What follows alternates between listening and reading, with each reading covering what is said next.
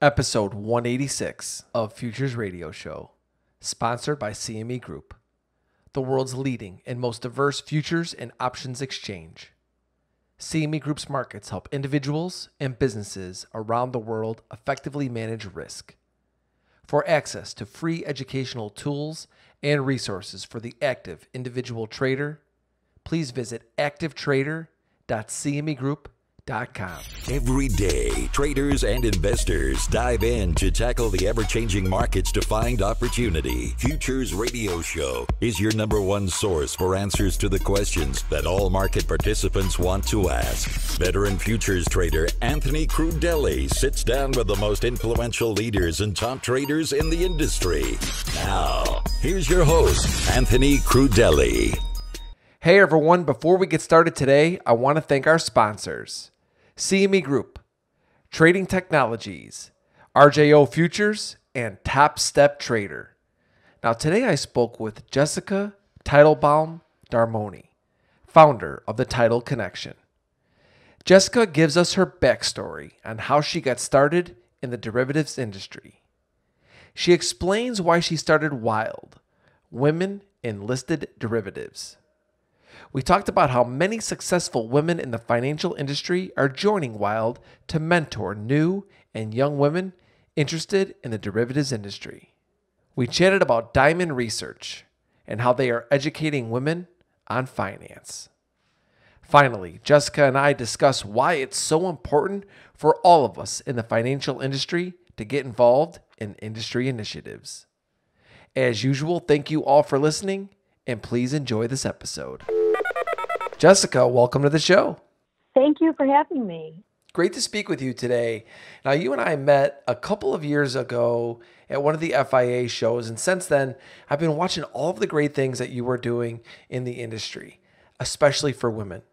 So today I wanted to have you on the show to focus a lot on what you're doing in the industry to help women in derivatives. But before we begin talking about what you're doing in the industry now, take us back to the beginning. So Jessica, tell us, how did you get your start in the industry? Thank you. Okay.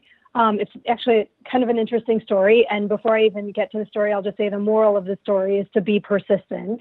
But I graduated from the University of Maryland a long time ago with a bachelor's in English creative writing. And I ended up moving to Thailand and taught English in Bangkok for a year. And when I got back, I was looking on monster.com, and a financial technology consulting firm, Capital Markets Consulting was what it was called. They were looking to grow their business in Asia. And because I had just come back from Asia, they were sort of interested in me, and they hired me as a sales assistant. And again, I was a creative writing major. I didn't know anything about the markets, nothing about derivatives. This was all new to me. And I ended up attending the SIFMA conference in New York. And I met a woman named Nikki Gilmore, who was launching the glasshammer.com, which is a blog for women in professional industries. And she hired me as a freelance writer to cover the financial markets. And then I decided to go back. I got my master's in journalism from Roosevelt University as I was freelancing for the Glass Hammer and writing and working for Capital Markets Consulting. So kind of doing both things. And then I was looking for a mentor, a role model. And at that time I was receiving the John Lothian newsletter, and he was in the markets. And he was also a journalist. He was a writer, so I was kind of interested in him. And I would kind of, go to his office and just kind of ask him questions about how he got started. I would sit next to him and just ask him questions and learned about the markets from John Lothian. And one of my questions was always, can you give me a job? And finally, after maybe like 3 or 4 months, he offered me an internship for 8 hours a week. So I would come in from like 7 to 9 in the morning before my job at Capital Markets Consulting. And I would intern for him. I got class credit for it. And so that's why I'm saying be persistent. And he really got me on this path. I went from an internship 8 hours a week to full-time with Senior Vice President of Sales and Editor-at-Large at John Lothian News for about 3 years. And then I went from John Lothian News, I went to the National Futures Association, and I worked there for a while. And then I worked at ORC, which is a front-end trading solution. At the time, it was a front-end trading solution. And then after Orc, I spent about 4 years there. And I'd always been doing things on the side with Wild, with the Glass Hammer, just things, doing bits and pieces. And I decided to go out on my own, and I founded the Title Connection, which is named after my maiden name. My maiden name is Jessica Titlebaum, so the Title Connection. And I help firms in the derivative space with their marketing and business development. And I find that firms in the trading space, marketing for them is really a niche service. And so I've worked with companies outside of derivatives, and my passion really is derivatives. So I focus on firms in the derivative space. Very interesting backstory. I really loved it. And you just said that now your passion is in derivatives. I'm curious, prior to you starting in the industry, maybe back in the college years or even before that, did you have any interest in markets? Did you even know what derivatives were? I'm so sorry. I did not. And it's so funny because derivatives is so polarizing. I feel like you really like it or you don't. And I was one of those people that got into it and loved it and stayed in it. But I didn't know anything about the market. And in fact, I was thinking about, what was my earlier experience with the markets? And it was Boiler Room. I remember watching the movie Boiler Room when I was in college, and that might not have been the best example of the market, my first kind of example of it. And then from there, I really didn't have any interest in derivatives and trading and anything like that. And when I came back from Asia, I was open to anything. And I also think working in Asia and working with people, I was teaching English to English teachers, so they were older than me. And I learned a lot about how to work with people that didn't speak my language, that were not my age, that are much more experienced than I was. And I think that coming back from that, I was very open-minded. I didn't really know what I wanted to do. I was waitressing. And this company on Monster.com found my resume and brought me in. And they were helping firms in the financial space and in the trading space. And I came in through it that way. I didn't really have any knowledge of the industry until I got in it. And then I got in it and I fell in love with it. And I also really do have to give credit to John Lothian, who taught me a lot about the markets and introduced me to a lot of people and really took me under his wing and made the derivatives industry very welcoming to me. And I fell in love with it. Yeah, I have a ton of respect for John. He's a really great guy. And I want to talk a little bit more about your backstory, because something that I found to be pretty interesting in your backstory, making a connection between you teaching people a different language and then you speaking with John Lothian and wanting to learn about markets. To me, that's this very similar, because I've always considered learning markets as learning a new language. Because when I first started on the trading floor, to me, it was a completely different language, from the ARB that people were using in hand signals, the lingo, all sorts of different things that were being said that I had no idea what they meant. So just making that connection with you teaching people how to speak a language and then wanting to learn what I consider market to being another language. I don't know, people probably think I'm a little bit nuts for saying that, but I believe that there is a real connection there. Yes, I agree. It is another language. It really is. Like, there's so many like OTC and CDS and NYSE. Like, there's little things that like you pick up that you don't realize you know. So I can, and then also just the trading like vocabulary and trading itself. Like, yes, I completely agree. And maybe I didn't realize it, but there maybe was a correlation or connection. I want to move on and talk about Wild. Women in listed derivatives.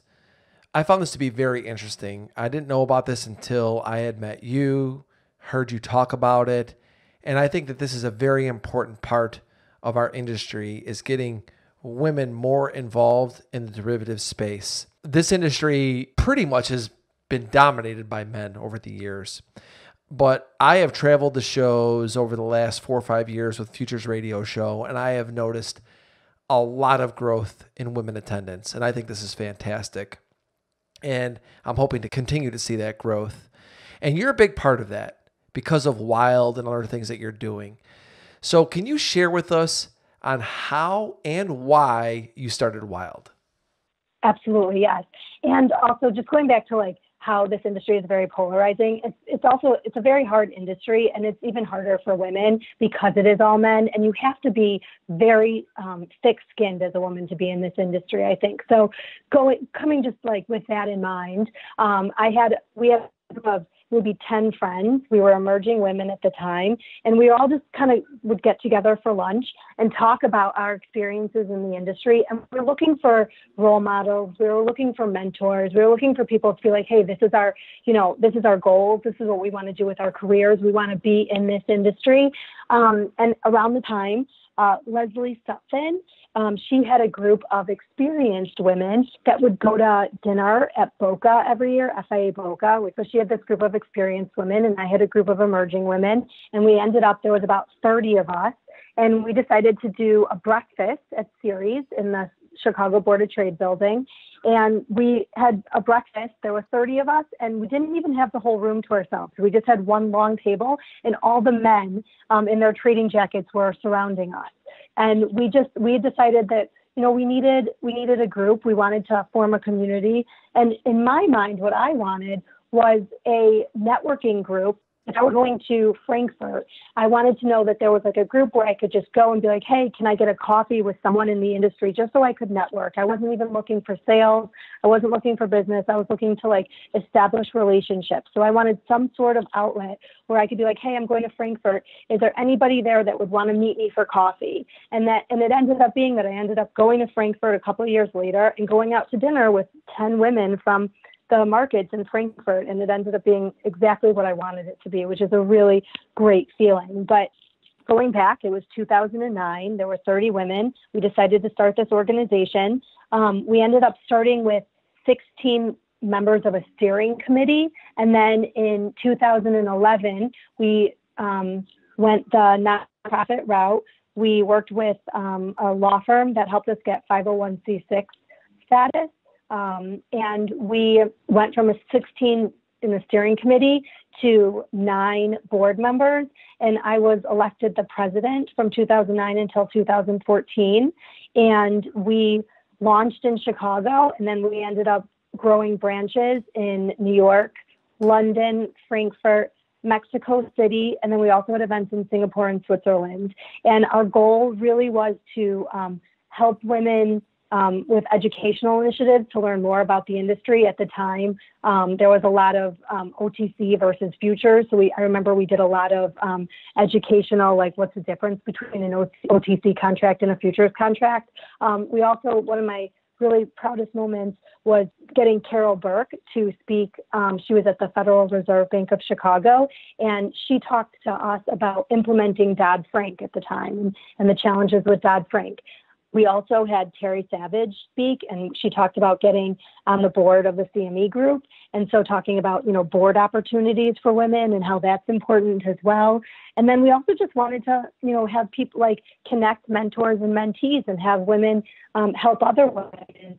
I've always gotten a lot of help in this industry. And I think that we just wanted to connect emerging and experienced women, any emerging women that wanted, help or a mentor or a sponsor. We wanted to connect them. And then there's also a lot of women that wanted to give back because they've been helped, because this is this is an evolving industry. And so it was really important for us to also make sure that we weren't just a networking group, that we were also providing educational initiatives. I love it. You mentioned persistence. Well, you definitely have it. And I want to talk about mentors a little bit. I would not have made it in this industry if it wasn't for my mentors. And this industry, since it has been so male dominated, it's pretty easy to find a male mentor for a young man. For a young woman to find a woman mentor is pretty hard and maybe out of reach for some. But you, through Wild, have created a community, an opportunity for the new and young women in our industry to reach out to those women that are going to give back to those women and be mentors to them. I think is just huge. And like I said, I've noticed the growth of women in the industry over the past 4 or 5 years. And I really commend you for starting Wild. And for the women out there that are listening to this right now, give them a website that they can go to learn more about how to get involved with Wild. Yeah, womenenlistedderivatives.org. We have member events and non-member events. We actually have one tonight. It's March 6th. We have one, and we're looking at blockchain and cryptocurrency at Morgan Lewis. And so that's just one. We're doing another one next week at FIA Boca, if anyone's going to be at FIA Boca. We do our annual symposium. That's in the fall. And that one has been, in the past, Federal Reserve Bank of Chicago has hosted that one 4 years in a row. And then OCC, the Options Clearing Corporation, they've hosted it a couple of times. And we really try to, Craig Donahue from the OCC, he's spoken at that one before and about getting women opportunities. So womenenlistedderivatives.org. We have events every month. And in Chicago, in New York, and London, those are the ones that have every month. And then we have the other chapters have them maybe quarterly. Excellent. Yeah, I highly recommend all the women out there listening to go and check out Wild online. Now, I want to talk about a company that you work with called DyMynd Research.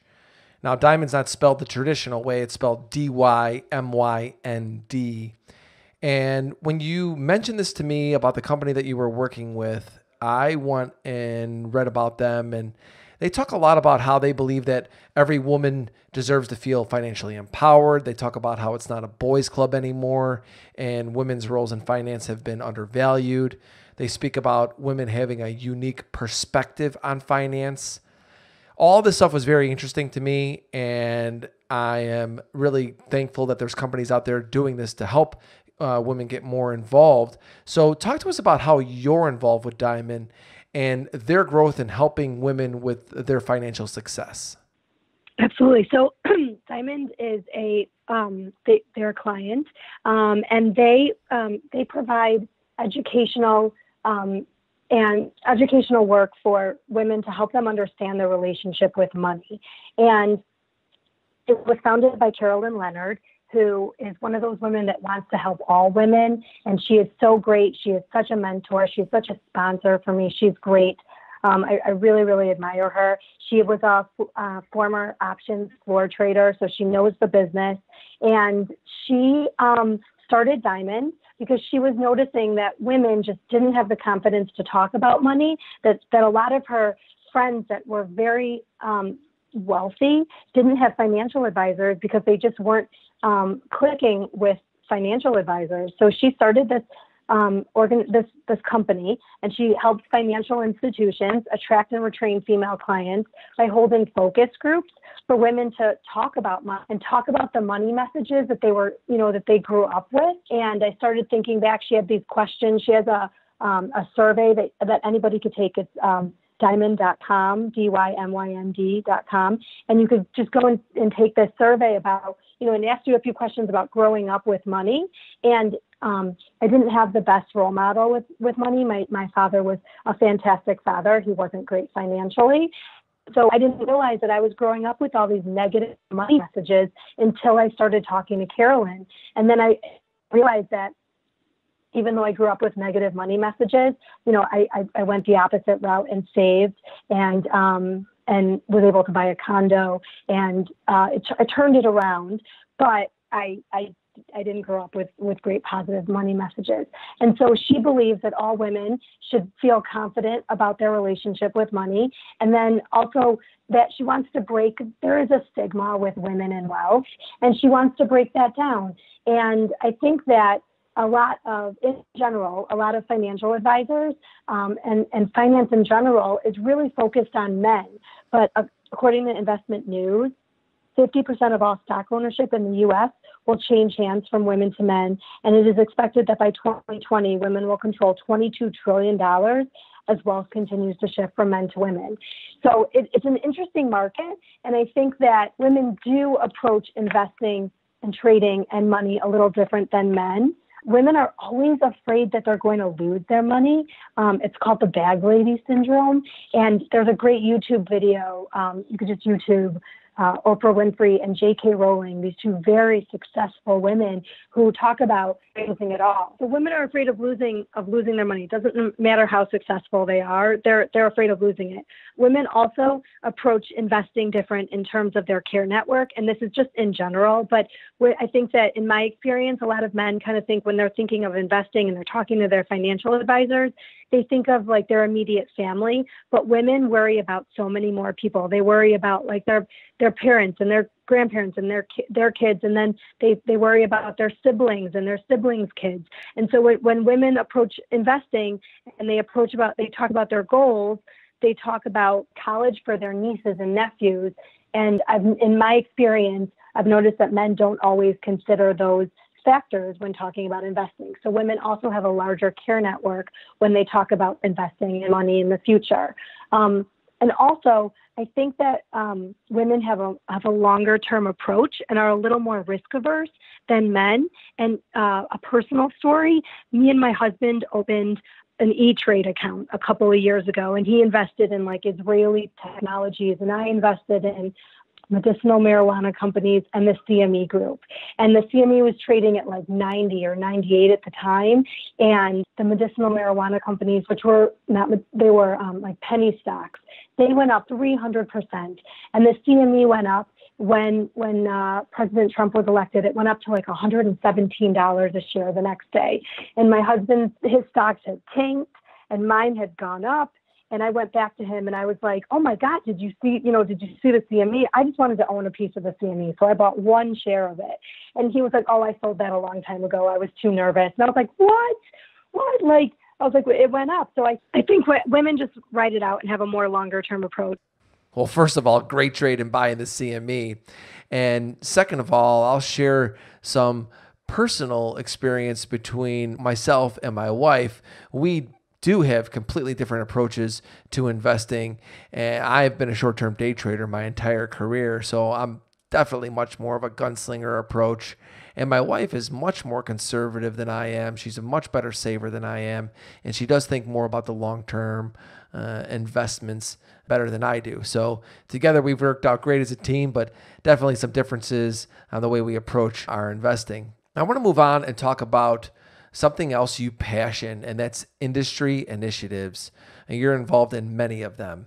And you also feel very strongly that others in our industry should be doing the same, getting more involved. Why do you feel that way? Yeah, I do believe that. And when I was working at the National Futures Association, Karen Wirtz told me this, and it was one of the best pieces of advice I've ever gotten, because I feel like if you're, for example, one reason about getting involved in an industry initiative is, if you're in a job where you want to learn more about the industry, but your current responsibilities don't allow that, it's great to get into an industry initiative because you learn more about the industry. You get to learn, you get to meet people outside of your firm, and you also get to establish relationships outside of your firm and hear about other opportunities that you may not have heard about just being at your company. So one is career development and learning about career opportunities, and then also education opportunities as well. One of the things I do, I'm on the FIA Operations Americas board, and I lead the FinTech study group looking at blockchain and distributed ledger technology. And in my current responsibilities, I don't have any real projects at this point looking at blockchain. It's a great opportunity for me to learn about something that I'm not necessarily working on my day job, but I'm able to be involved in something that allows me to learn about distributed ledger and also meet with people that are working on distributed ledger, and then also see how it could help our industry. So there's educational aspects of joining an industry initiative, and then also you establish relationships with people outside of your firm. And that's really important as well. And just on that topic, if you're looking to establish relationships with people, you don't need a business need to establish something. In fact, LinkedIn, when people ask me for things, or I'm very active on LinkedIn, and if someone wants to connect and has like a business ask right away, I'm usually turned off by it. If I don't know you, I don't think the ask should be right away. And so when you get involved in an industry initiative, you're introduced to people outside of your firm. You have an opportunity to establish relationships with people. And sometimes it's just establish the relationship. You might need anything at the time, but as that grows and you maintain it, you will have a business need. And then that's when you ask, and people want to work with people they trust. And so if that relationship is already there, it's easier to make the ask and then get a yes. And so for me, I think getting involved in an industry initiatives has been really important in growing my network, establishing relationships, and just growing a community that can support me, and has been very important for my career. Fantastic insight so far today. Love your persistence. Love what you're doing for women in derivatives. Great stuff, but we're not done yet. I have some rapid fire questions if you're ready for those. Yes, I'm ready. Shoot at me. All right, everyone. And now our rapid fire segment is sponsored by Trading Technologies. Access the global markets from virtually anywhere with TT. They are the world's fastest commercially available futures trading platform. And now on TT, you can trade cryptocurrency spot and derivative markets side by side for the first time. For more information, visit tradingtechnologies.com. First question, Jessica. What trader or investor has influenced your life the most, and why? I brought him up. I would say John Lothian. He really did, as I said before, took me under his wing, showed me the ropes, introduced me to a lot of people, helped me build my network, helped me get involved in industry initiatives without me knowing that I was getting involved in industry initiatives. So I think that John Lothian really has been the one that impacted my life and career the most. What was one of the hardest things that you've had to overcome as a woman in the derivatives industry? So I was never really good at math, and this is not a woman or man thing, but I was never good at math. I even failed a math class in college. I was not good at it. And then when I got into the markets and I started seeing how, real world scenarios and seeing numbers, and it kind of clicked to me afterwards. And I guest host the SIBO Global Markets What's Trading show every now and then. And when I started doing that and seeing the numbers and seeing the markets and seeing how it worked, that's when math clicked for me. So I think my biggest thing was getting over my fear and how math overwhelms me a lot. And then seeing how it, applying it to real world situations really helped it click for me. So I think, overcoming my fear of math really helped when I got into the market. What's the number one resource you spend your time on? I would say the John Lothian News. I got to give him a plug for that. And I would say the FIA. They really put out a lot of good white papers. They put out a lot of research papers. And I spend a lot of time on their website reading what they put out. What's your favorite book about trading or the markets? Zero Sum Game by Erica Olson. It was one of the first books that I read where I knew a lot of the characters, and that also she says on the first page that John Lothian makes people's blood boil, and I had been working for him at the time, and I thought that was really funny. He doesn't make my blood boil, but I could see how he makes people's blood boil, so I thought that was funny. One of my favorite books. What's your favorite movie or TV show about trading or the markets? So I brought this up before, but Boiler Room, it's not my favorite, but it really did have a lasting impression. And if you go back and look, there's a lot of nobodies. At the time, they were nobodies, and now they're really big. It was like Ben Affleck, Vin Diesel, Scott Kahn, Giovanni Ribisi, Tom Everett Scott. So there were a lot of people that were nobodies at the time, and they've really become someone. So I think that movie really had a lasting impression on me, Boiler Room. If you could give a piece of advice to women interested in getting involved in investing or trading, what would it be? Don't get discouraged. Build a network. Be persistent. And also, when people talk about networking, they talk about being introduced to people and meeting people. Put effort into establishing and maintaining relationships. Last question for today. If you weren't involved with the markets, you'd be doing what?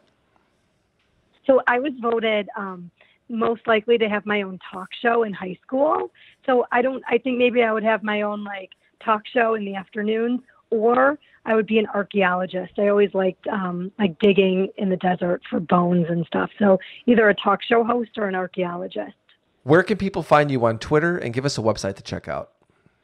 So the titleconnections.com is my website, and I'm Title Connector on Twitter. And also shoot me an email on LinkedIn and Jessica Titlebaum Darmoni. Everyone, you absolutely have to check out Jessica on Twitter, follow her on LinkedIn, and go to her website. As you can tell from hearing her speak today, not only is she a fantastic person, but she's doing great things for women in derivatives. Jessica, thank you again so much for coming on Futures Radio Show today. Thank you so much for having me. It's been so much fun. Thank you. Thank you for listening to Futures Radio Show. If you have any questions or comments for myself or my guests, please visit futuresradioshow.com and sign up to be a premium member for free. If you enjoyed the show, don't forget to leave us a review on iTunes.